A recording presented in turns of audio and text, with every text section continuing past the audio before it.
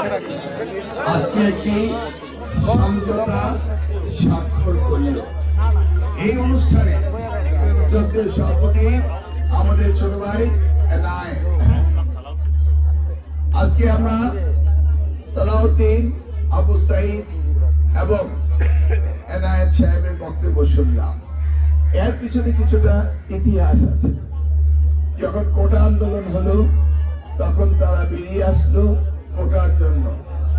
সেই সময় নেতৃত্ব দিয়েছিল ডাকসুর ভিপি নূর, আপনারা সবাই তাকে চিনেন। নূর এত বেশি প্রতিবাদী ছিল যে সীমাহীন অত্যাচার তার উপর হয়েছে, এটা আপনারা সচক্ষে দেখেছেন।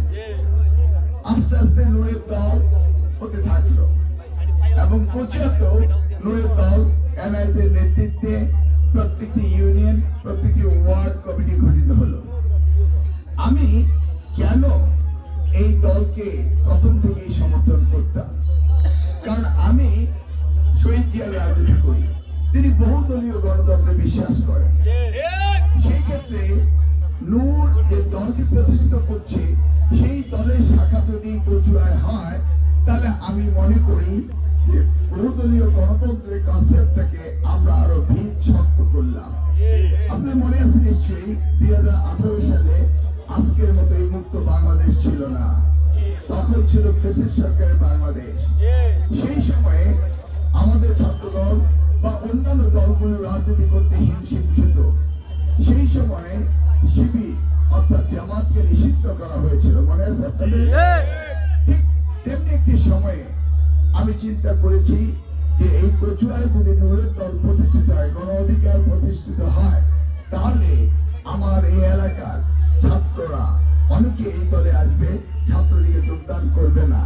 এটি একটি হসপিটালের মতো তাদের একটি আশ্রয় জায়গা হতে পারে। আমি সবসময় চাই ছাত্র রাজনীতি, যুব রাজনীতি এবং মূল দলের ভিতরে প্রতিযোগিতা থাকা উচিত।